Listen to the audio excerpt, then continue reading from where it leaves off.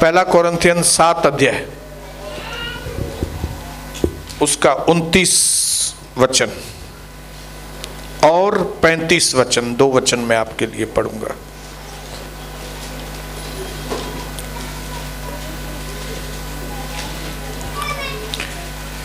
पहला कोरिन्थियन 7 अध्याय 29 और 35। अगर आपने खोला है तो हालेलुया बोलेंगे। Very good. हे भाइयों, मतलब हे बहनों भी, ओके।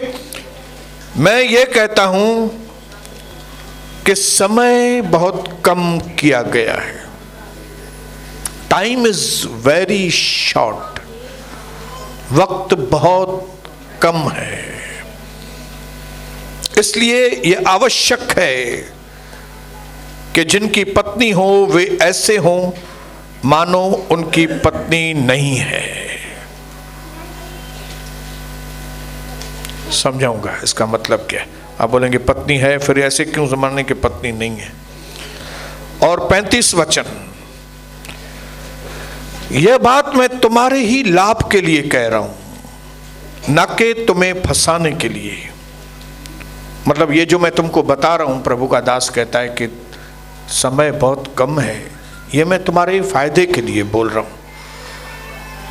यह बात मैं तुम्हारे लाभ के लिए कह रहा हूं, न कि तुम्हें फंसाने के लिए, वरन इसलिए कि जो उचित है वैसा ही किया जाए। तुम एक चित्त होकर प्रभु की सेवा में लगे रहो। इन 2 वचनों को जोड़ के मैं आज का टाइटल आपको बताना चाहता हूं। वो ये है कि मेरे भाइयों, मेरी बहनों, क्योंकि समय बहुत कम है, इसके लिए तुम एकांत का समय ज्यादा लेकर परमेश्वर की आराधना करो। हालेलुया। इसका मतलब है क्योंकि समय बहुत कम है, इसके लिए मेजरिंग ऑन मेजर्स करो तुम।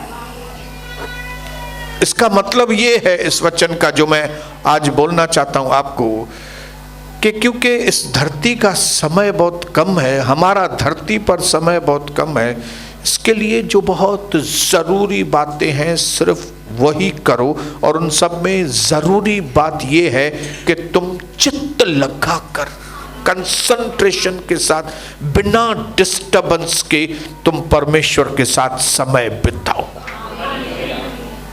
पिता, प्रभु यीशु मसीह के नाम से आज फिर से हम आपकी आराधना के लिए जब इस जगह पे इकट्ठे हुए हैं, तो हम सब के ऊपर आपकी दया हो पिता। हमें इस तरह से अपने वचन की आशीष से भर पिता, ताकि जब हम यहां से जाएं तो रोशनी में कदम उठाकर आगे जाएं और आपके पवित्र नाम की हम महिमा करने पाएं। जिन लोगों की भी आंखें बंद हैं, आज उनकी आंखें खुल जाएं यीशु मसीह के नाम से। जिनकी चाल ठीक नहीं है, इन अंतिम समय में उनकी चाल ठीक हो जाए यीशु मसीह के नाम से। मैं ऐलान करता हूं प्रभु कि इस वचन के बाद हमारा जीवन पहले जैसा नहीं हो और हम बदल जाएं, प्रभु यीशु मसीह के नाम से, आमीन। पिछले कई दिनों से कई चीज़ें प्रभु ने हमको सिखाई। जिस दिन से 3 दिन उपवास और प्रार्थना हमने की, उस दिन से प्रभु हमको कई चीज़ें सिखाने के लिए हमारे बीच में आया हुआ है। हालेलुया। और अगले टाइम भी हमने कई बातें सीखी कि किस तरह से कि प्रभु ने अपने चेलों को कहा कि तुम भूल में पड़े हो। उसने शास्त्रियों और उसको सबको कहा कि तुम भूल में पड़े हो। क्यों? क्योंकि तुम पवित्र शास्त्र की बातों को नहीं जानते। तुम्हारे पास बाइबल है, तुम्हारे पास सच्चाई का वचन है, लेकिन तुम इसके ऊपर ध्यान नहीं दे रहे हो। इसके लिए तुम गलतियों में पड़े हो। इसके लिए तुम्हारे अंदर ताकत नहीं आती। क्योंकि परमेश्वर का एक एक वचन ओमनीपोटेंट, परमेश्वर के सामर्थ्य से एक एक वचन भरा हुआ है। लेकिन अगर ये वचन हमारे अंदर नहीं है तो इसका मतलब है हमारे अंदर पावर नहीं है। हालेलुया। क्योंकि कई बार मोस्टली ज़्यादातर लोग जिनका ध्यान नहीं है परमेश्वर के वचन में, वो इधर सुनते तो हैं लेकिन एक कान से सुन के दूसरे कान से निकाल देते हैं, और जो सामर्थ उनके अंदर आना चाहिए था वो सामर्थ एक इधर से निकल के इधर चला जाता है। जबकि परमेश्वर अपने वचन को इसके लिए हमारे पास भेजता है कि हम दोनों कान से सुने, अंदर लें, हृदय में बिठाएं, सामर्थ पाएं और पाप के ऊपर जय पाएं। Praise the Lord, hallelujah. इसके लिए without paying attention and without discernment to the witness of spirit and inner consciousness we are just like blind. बिना ध्यान के, बिना परखने के, बिना आत्मा की अगुवाई के, बिना अंदर के विवेक के जब हम जीवन जीते हैं तो हम एज गुड एज अंधे हैं। फिर से रिपीट करता हूं, बिना ध्यान के,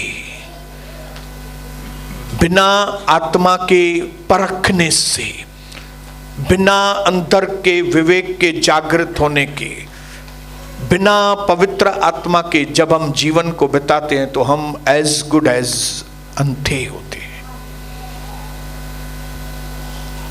क्योंकि वचन ही हमें पूरी सृष्टि का, परमेश्वर का ज्ञान देता है। लेकिन अगर वो नहीं है, उसके ऊपर ध्यान नहीं है, उसकी बातें हम नहीं समझते, तो हम अंधों की तरह जैसे ठोकरें खाते हैं लोग।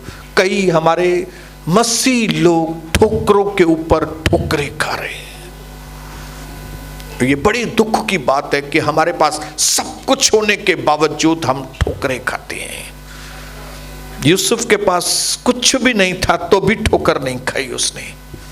हमारे पास सब कुछ है, प्रभु है, कलीसिया है, पास्टर है, लीडर्स हैं, लिखा हुआ वचन है, पवित्र आत्मा हमारे अंदर है, फिर भी ठोकरें खाते हैं। लेकिन प्रभु चाहता है कि अब हम ध्यान से बैठें, पवित्र आत्मा के काम को समझें, अपने विवेक की आवाज को समझें, वचन की ताकत को समझें और विक्टिम्स नहीं विक्टर्स बने। अपने पड़ोसी को बोलो, मेरा नाम विक्टर है। बोलो विक्टर। विक्टर मतलब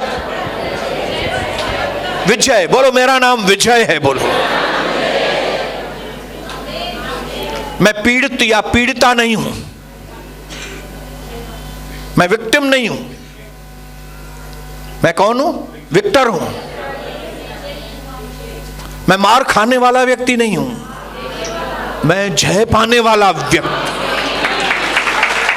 मैं आपको आपका परिचय देना चाहता हूं। हालेलुया। अगर आप आपके जीवन में महसूस कर रहे हो कि आप खाली पीड़ित हो, पीड़ित, हर चीज में पीड़ा पीड़ा, ये चीज में पीड़ित, ये चीज में पीड़ित, ये चीज में पीड़ित, तो आपको क्या करना पड़ेगा मालूम है? आपको अपने विवेक को जागृत करना पड़ेगा, आपको ध्यान पूरा वचन की ओर देना पड़ेगा। पवित्र आत्मा कैसे काम करता है आपको उसके ऊपर ध्यान देना पड़ेगा, और फिर क्या करना पड़ेगा? विजयवंत जीवन। Praise the Lord. क्योंकि कई बार प्रभु की आत्मा ने हमको बताया है कि हम मसीह लोग, जिस दिन से हमने यीशु मसीह को ग्रहण किया, कोई माने या न माने, लेकिन आप एक जंग में, एक लड़ाई के अंदर जी रहे हैं। Praise the Lord, hallelujah. आप मानो या न मानो, लेकिन जिस दिन से यीशु मसीह आपके अंदर आया, उस दिन से आपका जीवन एक जंग है, लड़ाई में है आप। और वो भी लड़ाई ऐसे दुश्मन के साथ जो आपको दिखाई नहीं देता है, और वो भी ऐसी लड़ाई जिसमें आप दुश्मन को रोज दिखाई देते हो लेकिन आपको दुश्मन दिखाई नहीं देता है। इसके लिए हमारा पवित्र आत्मा के साथ जुड़ना, परमेश्वर के साथ जुड़ना, वचन की रोशनी में बढ़ना बहुत जरूरी है। हालेलुया।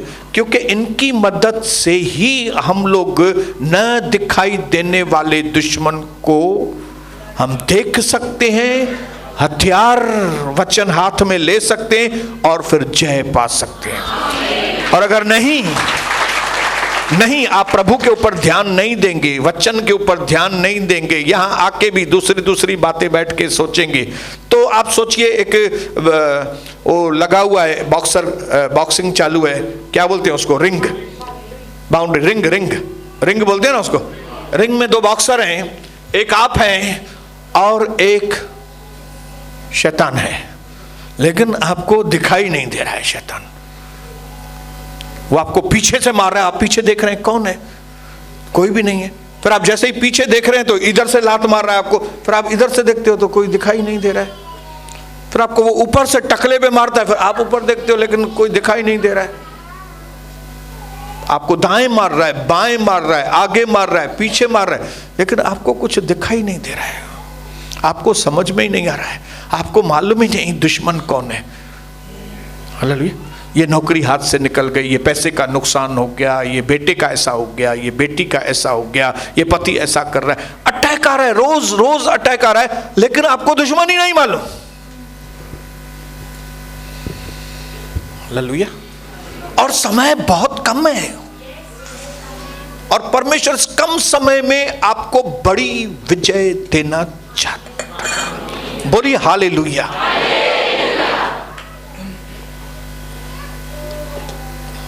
इसके लिए जब तक आप इन बातों से अनजान रहेंगे, तब तक उस न दिखने वाले दुश्मन की आप रोज मार खाते रहेंगे और आपका नाम होगा पीड़ित और आपका नाम होगा पीड़िता। लेकिन अगर आप चाहते हो कि मेरा नाम बदले, पीड़िता से मेरा नाम विक्टर हो, तो आपको वचन की प्रैक्टिस करनी पड़ेगी। बोलो मुझे वचन की प्रैक्टिस करनी, मुझे वचन की प्रैक्टिस करनी पड़ेगी। बोलो मुझे वचन की प्रैक्टिस करनी। और सबसे बड़ी दुख की बात है कि हमारे मसीह लोग अपने पंथ की प्रैक्टिस नहीं करते, वचन की प्रैक्टिस नहीं करते। डॉक्टर लोग दवाइयों की प्रैक्टिस करते हैं, जज लोग, वकील लोग लॉ एंड ऑर्डर की जो उनके कायदे की किताब है उनकी प्रैक्टिस करते हैं। क्रिकेटर्स जो हैं वो क्रिकेट की प्रैक्टिस करते हैं, फुटबॉल प्लेयर जो है वो फुटबॉल की प्रैक्टिस करते हैं। कई पंथों के लोग अपने अपने पंथों की प्रैक्टिस करते हैं, थैली लेके घूमते हैं, टीका लगा के घूमते हैं, बाल कटिंग करके प्रैक्टिस करते हैं। लेकिन हम मसीह लोग वचन की प्रैक्टिस नहीं करते। क्या करनी नहीं चाहिए? करनी चाहिए। हालेलुया। आप जो पढ़ते हो क्या उसकी प्रैक्टिस आपको नहीं करनी चाहिए? क्योंकि डॉक्टर बिना प्रैक्टिस के डॉक्टर बनता ही नहीं है। मैं आपको बताऊं, लॉयर जो है वो अगर वो किताब की प्रैक्टिस नहीं करेगा जो उसने पढ़ा है तो वो वकील बन नहीं सकता। हालेलुया। इसी तरह से हम मसीह बन ही नहीं सकते अगर हम वचन की प्रैक्टिस, अपने पंथ की प्रैक्टिस, अपने नियमों की प्रैक्टिस नहीं करेंगे। बोलिए हालेलुया। बोलिए मुझे प्रैक्टिस में लग जाना है। अपने पड़ोसी को बोलो मुझे प्रैक्टिस में लग जाना। और जब आप इसकी प्रैक्टिस में लग जाएंगे ना, दे दनादन आपकी आंखें खुलती जाएगी। आपकी आंखें वरन क्या है मालूम है? वरन ये दुनिया तो एक भूल भुलैया है। इस दुनिया में क्या होता है आपको एक भी चीज समझ में नहीं आएगी। इस दुनिया में जो है ना वो गंदगी को बोलते हैं अच्छाई और अच्छाई को बोलते हैं गंदगी। ये दुनिया भूल भुलैया है। हालेलुया।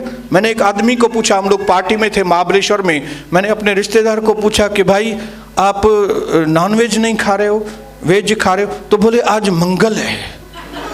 मैं बोला ठीक है मंगल है, तो मंगल के दिन ये दारू हाथ में लेके तुम खड़े हो? बोले ये चलता है मेरे को। तो मैंने ज्यादा डिस्कशन नहीं किया, मैंने परमेश्वर को प्रार्थना की और प्रभु ने बताया ये दुनिया भूल भुलैया है, इसमें लोग जो है अजीब किस्म के लोग अजीब किस्म की शिक्षाओं के साथ घूम रहे हैं, क्योंकि वो जो जीवन बिताते हैं इसको हटा के अपने समझ के अनुसार, अपनी फिलॉसफी के अनुसार, अपने लॉजिक्स के अनुसार दूसरे लोगों को देख के वो अपना जीवन बिताते हैं। जबकि हम मसीह लोगों के लिए फाउंडेशन जो है ये वर्ड है। इसी को प्रैक्टिस जब करेंगे तो हमारा जीवन सही होता है। अगर इस भूल भुलैया की दुनिया के अंदर आपको एक सही मार्ग में से आना है बाहर, तो वो सही मार्ग सिर्फ ये है। दुनिया में बहुत सारे मार्ग हैं, लेकिन जो सफलता का मार्ग है वो परमेश्वर का ही मार्ग है, और वो बाइबल है, परमेश्वर का मार्ग। हालेलुया। कई मार्ग ऐसे हैं जो अच्छे दिख पड़ते हैं, परंतु अंत में उनको मार मिलती है, असफलता मिलती है। कई लोगों ने अपने 10 साल गंवा दिए, 20 साल गंवा दिए, लेकिन मैं नहीं चाहता कि आपके 10 मिनट भी ऐसे चले जाएं।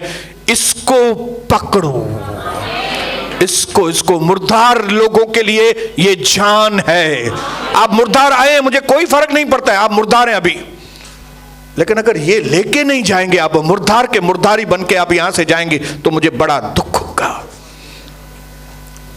आप मूर्ख आए, मुझे कोई फर्क नहीं पड़ेगा, लेकिन अगर मूर्ख ही होके वापस गए तो मुझे जरूर दुख होगा। आप कमजोर होके आए हैं, कोई प्रॉब्लम नहीं है। आप बीमार हैं, कोई प्रॉब्लम नहीं, लेकिन अगर आप बीमार आए और बीमार ही चले गए, कमजोर आए कमजोर ही चले गए, अंधे आए अंधे ही चले गए वापस, तो ये बड़ी दुख की बात है। इसके लिए मैं चाहता हूं कि आपने जब मसीह को ग्रहण किया है, प्रैक्टिस करो, प्रैक्टिस करो। जो इधर सुन के जाते हैं उसको प्रैक्टिस करो। अगर आपने सुना है कि वचन सुना है कि आपने कि अपना समय बचाओ और सही तरीके से इस्तेमाल करो, तो आपको प्रैक्टिस करनी है। अगर आप यहां पे सुन के जाते हो कि माफी मांगो जिसके विरोध में आपने काम किया, तो आप माफी की प्रैक्टिस करो। आप बोलो प्रैक्टिस कैसे करूं?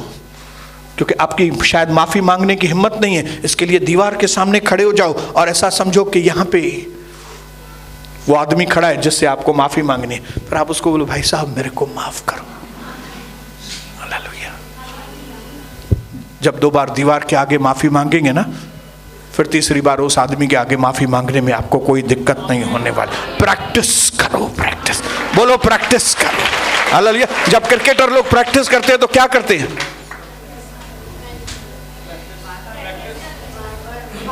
हाँ? कोई भी बॉलिंग मारे को बोलेंगे बॉल फेंको खाली। हाँ? वो बॉलर जो है कैसे भी बॉल फेंकेगा, लेकिन उसकी बांह का practice. Practice, football practice, practice. यहां से सुन के जाते हैं नम्र बनो, प्रैक्टिस। यहां से सुन के जाते हैं जो अपने आप को छोटा बनाएगा वो बड़ा किया जाएगा, तो कैसे छोटा कैसे बनूं? हालेलुया। प्रैक्टिस। यहां से सीख के जाते कि घर में इतना प्रॉब्लम है तो चुप बैठना जो है वो एक बड़ी बुद्धिमानी की निशानी है। तो आप प्रैक्टिस करो कि सारे लोग घर में चिल्लाते हैं, लेकिन मैं नहीं चिल्लाऊंगी, मैं नहीं आवाज निकालूंगी अपने मुंह से। कुछ भी मेरे लिए उल्टा सीधा घर वाले बोलते हैं ना, मैं चुप करके बैठूंगी, क्योंकि मैं सुन के आई हूं कि चुप रहना एक बुद्धिमानी की निशानी है। और ज्यादा बकवास करना, बड़े बड़े आवाज में गालियां बकना, ये लो ग्रेड वालों का काम है। प्रैक्टिस करो घर में जाके, प्रैक्टिस करो। इधर खाली बैठने के लिए नहीं आओ। हालेलुया। प्रैक्टिस। हालेलुया।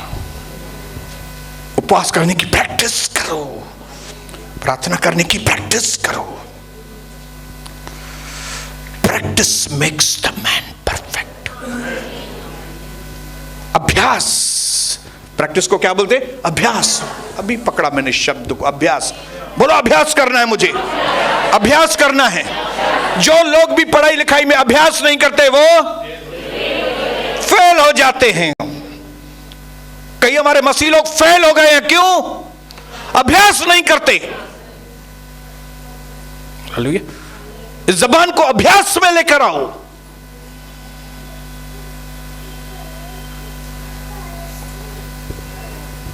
क्योंकि ये दुनिया अजीब है, जिगजैग है, जिगजैग जिगजैग जिगजैग। अच्छी बातों को बोलेंगे बुरा है, बुरी बातों को बोलेंगे अच्छा है, नीचे वाली चीजों को बोलेंगे क्या तो फैशन है। हाँ, लड़की ड्रेस पहनेगी सची पुठी दिसणती अचे, छा ड्रेस, क्या तो ड्रेस पहनी है, पुठिया सची पुठी दिसणती अचे। ये दुनिया है, भूल भुलैया। नंगेपन को बोलते हैं क्या तो ड्रेस है। और पूरे कपड़े, पूरा शरीर ढक के कोई बहन आएगी तो बोलेंगे पार्टिया में भी यस, ये ठहसती ड्रेस पार्टिया में। ये पार्टी में ऐसा कोई ड्रेस पहनता है क्या? नहीं, कोई गरीब मानो। ये दुनिया है, ये दुनिया है जिगजैग। इस दुनिया के बीच में हम सबको तब जय मिल सकती है जब हम प्रैक्टिस करें। बोलो मुझे प्रैक्टिस करना है, मुझे अंधेपन से बाहर आना है, मुझे रोशनी में प्रैक्टिस करना है, मुझे इग्नोरेंस में से बाहर आना है, मुझे आगे बढ़ना है। बोलो मुझे आगे बढ़ना है। बोलो मैं अपने ये पंथ का मैं क्या करूंगा? अभ्यास करूंगा। बोलो, बोलिए बोलिए, मैं इस पंथ का, बोलो मैं अपने विश्वास का अभ्यास करूं, मैं पवित्रता का, मैं सच बोलने का, मैं अपनी जबान को कंट्रोल करने का। और कौन सा अभ्यास करोगे आप? चुप रहने का अभ्यास। जो उसमें लिखा है, जो बातें, उसका अभ्यास करना है।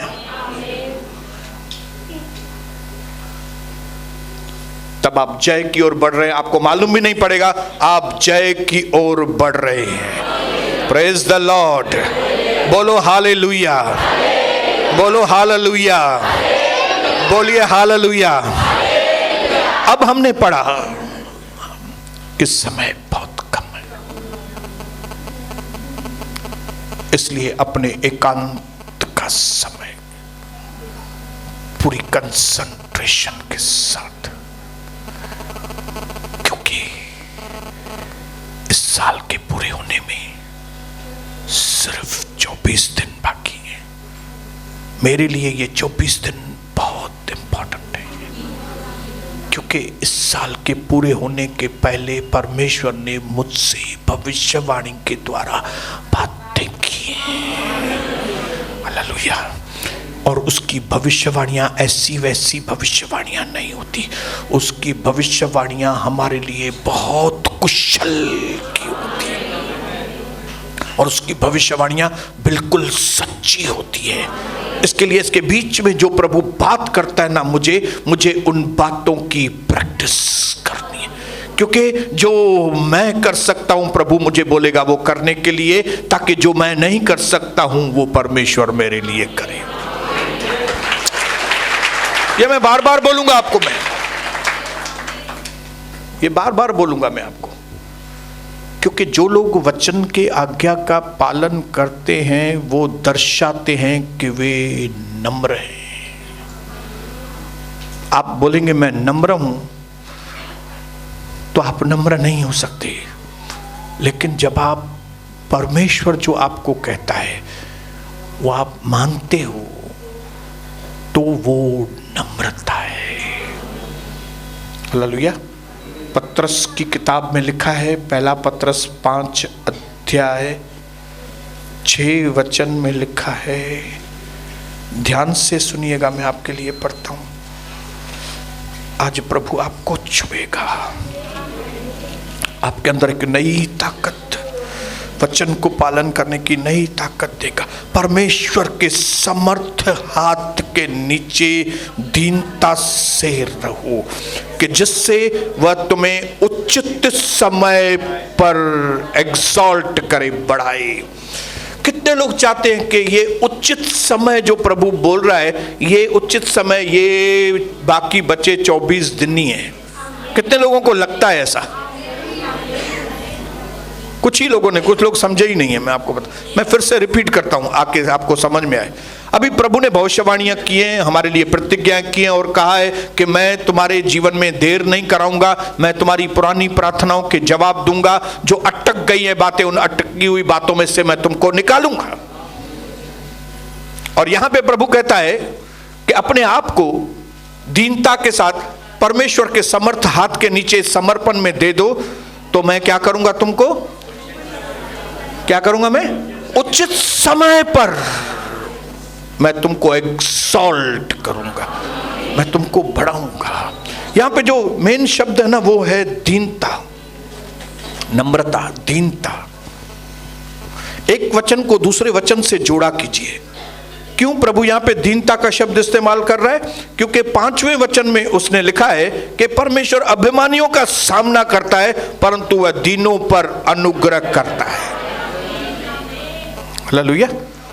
जो लोग परमेश्वर की आज्ञाओं को मानने में तीव्रता दिखाते हैं वो नम्रता को दिखाते हैं, और जो लोग परमेश्वर के आगे ढीठ बनते हैं वो ढीठ ऐसे ही नहीं बनते। क्यों ढीठ बनते हैं मालूम है? उनको मालूम नहीं, लेकिन वो घमंडी हैं। और वचन में लिखा है परमेश्वर घमंडियों का सामना करता, उसका विरोध करता है। परमेश्वर घमंडियों के सामने खड़ा हो जाता है उनका विरोध करने के लिए। हालेलुया। पहले ही मेरा शरीर मेरा विरोध कर रहा है, पहले ही मेरे दुश्मन मेरा विरोध कर रहे हैं, पहले ही शैतान मेरा विरोध कर रहा है, फिर उसके ऊपर सबसे टॉप में अगर प्रभु मेरा विरोध करेगा तो मैं जिंदगी में कभी भी आगे जिंदगी में नहीं बढ़ पाऊंगा, कभी भी नहीं। हम पहले ही हमारे पास बहुत सारे दुश्मन हैं भाई, ऊपर से प्रभु ही मेरा दुश्मन हो जाएगा तो कौन मुझको बचाएगा? हाँ, एक बार शैतान मेरा दुश्मन बन जाएगा कोई बात नहीं, प्रभु मुझको बचाएगा। लेकिन अगर प्रभु ही मेरा दुश्मन बन जाए तो कौन बचाएगा मेरे को भाई? और प्रभु किसका दुश्मन बन जाता है? घमंडियों का, जो वचन का विरोध करते, जो अधीनता का विरोध करते। Hallelujah, hallelujah. जिनको अधीनता पसंद नहीं, जिनको वचन का पालन पसंद नहीं है, जिनको सुधरना पसंद नहीं है, जिनको अपना टाइम टेबल चेंज करना पसंद नहीं है, प्रभु के बार बार बोलने के बाद भी जो नहीं बदलता वो दिखाता है कि वो एक घमंडी व्यक्ति है, हठी व्यक्ति है। लेकिन नम्र लोग क्या करते हैं बताइए भाइयों? हालेलुया। नम्र लोग मान लेते हैं। मैं नहीं चाहता कि परमेश्वर मेरा विरोध करे, और मैं नहीं चाहता कि परमेश्वर आप लोगों का विरोध करे, क्योंकि प्रभु आपका विरोध करेगा तो हम गए काम से हम। इसके लिए रोज अपने अंदर रोशनी में चेक करो, क्या घमंड है क्या आपके अंदर? हालेलुया। क्या मुझे बाइबल बहुत ज्यादा मालूम है तो उसकी वजह से घमंड है क्या मेरे को?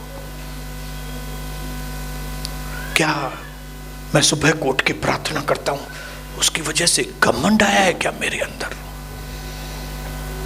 हालेलुया। क्या मैं एक लीडर की या पास्टर की पत्नी हूं तो क्या घमंड आ गया है क्या मेरे अंदर? क्या मैं खूबसूरत हूं तो इसके लिए मेरे अंदर घमंड आया है क्या? क्या मेरे पास पैसा है थोड़ा ज्यादा उसकी वजह से घमंड है क्या? हाँ, क्या मेरे पास धंधा करने के लिए बहुत स्किल आ गई है, मैं बहुत होशियार बन गया हूं काम काज करने में, मेरे हाथ से धंधा ऐसा होता है, क्या घमंड तो नहीं आ गया है मेरे अंदर? प्रभु व्यभिचारियों का सामना नहीं करता है, मैं आपको बताऊं। उल्टा व्यभिचारी स्त्री पकड़ी गई बेचारी, उसको तो प्रभु ने माफ कर दिया। हालेलुया। दोनों डाकू बदमाश लोग थे जो क्रूस पे थे,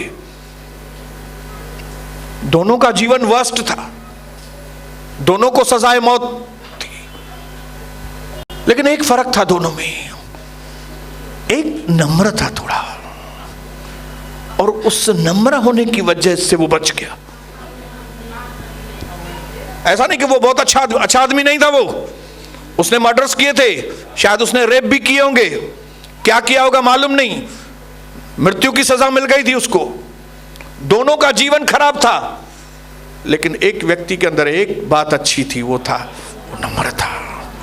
उसने कहा प्रभु हो सके तो मुझ पर दया करना, मुझे माफ कर जो प्रभु, मुझे माफ कर। जिनजे बात मां माफ़ी जो अखर न निकरंदो आहे, माना समझी वञो घमंड में चूर आयो तव्हां। न माफी देना न माफी किसी से मांगना, ये मेरे लाइन की ये बात नहीं है ब्रदर। मैं माफी वाफी नहीं मांगती किससे भी। तो मैं आपको बताऊं, आप घमंडियों वाली लाइन में हैं। प्रभु आपके ऊपर अनुग्रह करे कि आप घमंड को छोड़ें। हालेलुया, बोलिए हालेलुया। क्या लिखा है? अभिमानियों का सामना करता है परमेश्वर, परंतु दीनों पर अनुग्रह। बोलो मुझे अनुग्रह की जरूरत है, लेकिन अनुग्रह पाने के लिए आपको क्या करना पड़ेगा? दीन बनना पड़ेगा। बोलो दीन बनना पड़ेगा। दीन। जब हम प्रभु से मांगते हैं मुझे अनुग्रह दे, तो प्रभु बोलता है हाँ मैं तुझे अनुग्रह की आत्मा से भरता हूं। लेकिन अनुग्रह की आत्मा का तुलना बहते पानी के जैसे झरने से साथ किया गया है। और पानी का झरना, पानी की नदी कहां पे पहले पहुंचती है? नीचे वाले स्थान में। ये नदी है, पानी ऊपर जाएगा कि नीचे जाएगा? सबसे पहले पानी किसको मिलेगा? जो नीचे होगा। जो नम्र होगा वो अनुग्रह को पाएगा। जो नम्र नहीं है, जो झुकने के लिए तैयार नहीं है, जो नम्र होने के लिए तैयार नहीं है, उसको अनुग्रह नहीं मिलेगा। हालेलुया। परमेश्वर के समर्थ हाथ के नीचे दीनता से रहो, तब तुम्हें उचित समय पर, उचित समय पर। ये उचित समय कौन सा है? जब प्रभु को कंफर्म होता है कि मैं इसको विजय दूंगा, इसको आशीष दूंगा, लेकिन ये घमंड में नहीं आएगा। जब उसको पक्का हो जाता है ना ये बात प्रभु को, भाई मां हिनखे हाणे ब्लेस कंदुमि, ऐं इन ब्लेसिंग खां पोइ हिनजो दिमाग़ फिरंदो न। मैं इस बेटे के धंधे को अभी मैं बढ़ाऊंगा। क्यों? क्योंकि प्रभु को मालूम रहता है कि ये दीन बना है और ये पैसा आने के बाद इसका दिमाग फिरेगा नहीं। वही उचित समय है। इसका मतलब है कई आशीषें हमारे पास आई नहीं है क्योंकि उचित समय प्रभु इंतजार, प्रभु देना चाहता है लेकिन इंतजार कर रहा है। प्रभु को मालूम है कि अगर इसकी पत्नी इसके साथ आना चालू हो गई ना इतना जल्दी, तो इसका दिमाग घूम जाएगा। मां मेरा, प्रभु को मालूम है इसका पति अगर इसके साथ आना चालू हो जाएगा ना, तो ये दूसरों को परेशान करना चालू कर देगी, इसका दिमाग घूम जाएगा। इसके लिए इसका पति बैठा है घर में। उचित समय मैंने देखा है अपने जीवन में, प्रभु ने ऐसे ही मेरे को आशीष नहीं किया है। रुका रुका के इंतजार करा करा के जब उसको लगता है कि हाँ अब ये आशीष मैं सोनी को दूंगा, तो इसका दिमाग घूमेगा नहीं, लेकिन वो अपने कमजोरों को उसके द्वारा मैं आशीष कर सकूंगा, तब प्रभु मुझे आशीष करता है। मैंने अपने जीवन में देखा है, ऐसा प्रार्थना किया और आ गई आशीष। ऐसा नहीं होता है कभी भी। उचित समय। आप बोलेंगे मैं तो ब्रदर बहुत नम्र हूं। आप बोलते हो ना, प्रभु बोलना चाहिए। बोलो प्रभु बोलना चाहिए। मां तो केडो प्यार कंदो आहियां पास्टर सां, मैं तो कितना पास्टर का आदर करती है, बराबर आदर करती हो। प्रभु को मालूम है। बोलो प्रभु को मालूम है।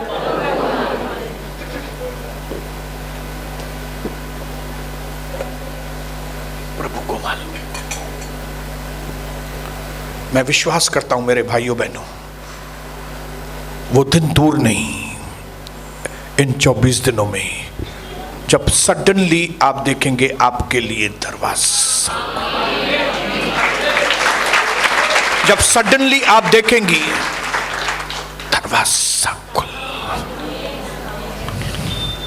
सडनली। कौन सी पॉइंट पे? जिस दिन प्रभु को आपके मन में पक्का होएगा कि ये लड़की की शादी जब करने दूंगा मैं, तो ये लड़की अपने पति के पैसों को मैके नहीं भेजेगी। हालेलुया। बेटी तू शादी करके जाना, पति तेरा बहुत कमाता है, पैसे मेरे पास पास ऑन करना इधर से। इसके लिए शादी नहीं हो रही है। हालेलुया। क्योंकि रास्ते टेढ़े हैं।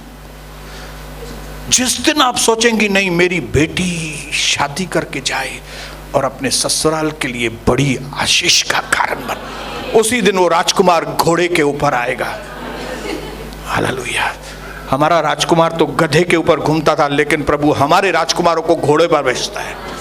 बोलिए हालेलुया। आज मैं आपको इसका की देना चाहता हूं। वो उचित समय परमेश्वर के हाथ में नहीं है, वो उचित समय आपके हाथ में है। प्रभु की मर्जी। प्रभु तो चाहता है आज ही दे वो आपको। हालेलुया। प्रभु तो चाहता है आज ही आपका पति यहां पे आए। प्रभु तो चाहता है आज ही आपका बेटा पास्टर बने। प्रभु तो चाहता है कि आज ही आपके बिजनेस के अंदर, पैसों के अंदर आपको इतनी आशीष मिले। लेकिन प्रभु आपके मन को पढ़ रहा है, पैसा मिलने के बाद इसकी हालत क्या होने वाली है। इसके लिए आइए इस समय की नजाकत को समझें और इस चीज का इलाज करें। कैसे? अकेले में। अकेले में। हमने कौन सा वचन पढ़ा पहले? समय बहुत कम है। इसके लिए जिसकी पत्नी है वो ये समझ के चले कि उसकी पत्नी है ही नहीं। मतलब तुम्हारे पास पत्नी है, लेकिन उसके पीछे पागल मत होना। तुमने शॉपिंग की है, ऐसा आगे चल के लिखा है, बैल खरीदा, लेकिन यह समझ के चलना कि बैल नहीं खरीदा है। तुमने नए कपड़े खरीदे हैं, लेकिन यह समझ के चलना नए कपड़े आपने नहीं खरीदे हैं। मतलब वो नए कपड़े के पीछे पागल मत होना, पत्नी के पीछे पागल मत होना, बिजनेस के पीछे पागल मत होना, क्योंकि समय बहुत कम है। और प्रभु का दास कहता है कि मैं तुमको फंसाने के लिए यह बात नहीं बोल रहा हूं, मैं तुमको लाभ के लिए बोल रहा हूं, ताकि तुम क्या करो, इन समयों में कमरा बंद करके एक चित्त लगाकर तुम परमेश्वर के साथ बैठो। यह वक्त है एक चित्त लगाकर प्रभु के साथ बैठना। यह वक्त है कि मैं और प्रभु। पत्नी के साथ बहुत बात कर लिया ब्रदर घनश्याम दास आपने। Hallelujah, hallelujah. हाँ ब्रदर्स, ज़ालुनि सां जाम ॻाल्हायो आहे असां, हाणे थोरो घटि। कंहिंसां वधीक? हालेलुया। गाड़ियों में बहुत घूमे हैं, मैं विश्वास करता हूं हम बहुत घूमे हैं। प्रभु कहता है और भी घूमना बाकी है तुम्हारा, लेकिन जरा अब थोड़ा मेरी ओर। हालेलुया। जिनके पास पत्नी है वो ये समझ के चले कि पत्नी है ही नहीं। जिनके पास, मैं वचन पढ़ूं आपके लिए, वो हाँ, कौन सा वचन था? 1 कोरिन्थियन 7 अध्याय। अभी पढ़ता हूं मैं।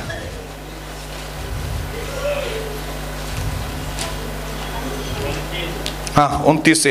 हे भाइयों, मैं ये कहता हूं कि समय कम किया गया, इसलिए यह आवश्यक है कि जिनकी पत्नी हो वे ऐसे हों मानो वे कुंवारे हों, रोने वाले ऐसे हों मानो वे रोते ही नहीं हैं, आनंद करने वाले ऐसे हों मानो वे आनंद नहीं करते, मोल लेने वाले ऐसे हों कि मानो उनके पास कुछ है ही नहीं, इस संसार के बरतने वाले ऐसे हों कि जैसे वो संसार के न हो।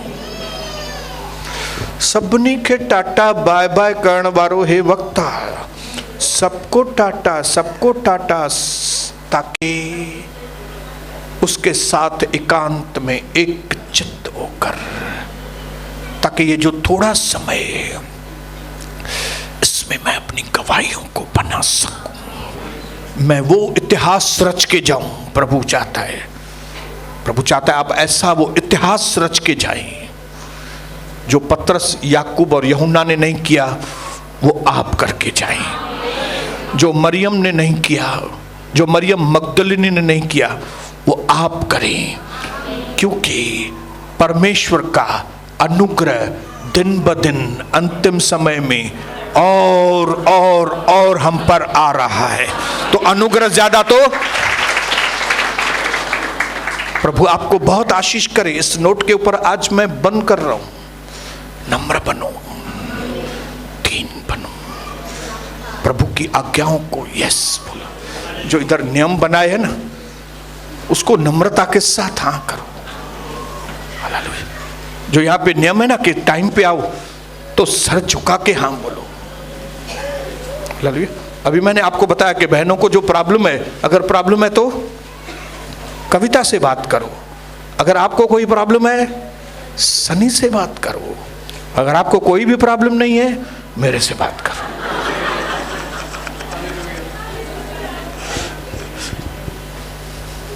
Praise the Lord. जैसा प्रभु ने बोला है वैसा करो, क्योंकि ये नम्रता की निशानी है। बोलो, ये नम्रता की निशानी है। हालेलुया। ये मत बोलो कि मेरी तो आदत वो है, मेरी तो ये। नेक्स्ट टाइम हम लोग डिसिप्लिन के ऊपर बात करेंगे कि यही पौलुस जो है वो कहता है कि मैं अपने आप को घूस से मारता हूं। नेक्स्ट टाइम बात करेंगे, क्योंकि ये शरीर तो बोलता है मैं ये भी करूं, ये भी करूं, ये करूं, लेकिन इसको करना क्या चाहिए वो मुझे इससे कराना है। हालेलुया। बोलो बोलो, इसको जो करना चाहिए वो मैं इसको कराऊंगा। इसको जो इसकी जो मन करता है वो नहीं करना इसको। हा? एक आदमी का तो मन करेगा कि मैं बहनों से हाथ मिला के जय मसीह करूं और भाइयों से ऐसा जय मसीह करूं, लेकिन ये आपका मन बोल रहा है। लेकिन करना क्या चाहिए? बहनों को ऐसा जय मसीह और भाइयों से। हाँ या न? बोलिए, समझ में आ रही है बात? ये शरीर कुछ भी बोलेगा, लेकिन इसको जो करना चाहिए ना हमको वो करना, उसको डिसिप्लिन बोलती है। जो ये चाहता है वो नहीं, वो इनडिसिप्लिन है। ये जबान जो बोलेगी मैं बोलूं, नहीं वो नहीं। जो तेरे को बोलना चाहिए वो बोलना। ये आंखें बोलेंगी मुझे ये चीज भी देखनी है, वो चीज नहीं। जो आंखें तुझे देखनी चाहिए वही देखो। ये डिसिप्लिन है। बिना डिसिप्लिन आप मंजिल तक नहीं पहुंच सकते। तो प्रभु आपको आशीष करे, और आज हम जहां से जाएं डिसिप्लिन होके जाएं। जो करना चाहिए वही करना है, जो नहीं करना चाहिए वो कतई नहीं करना है। जो बोलना चाहिए वही बोलेंगे, जो नहीं बोलना चाहिए वो असल नहीं बोलेंगे।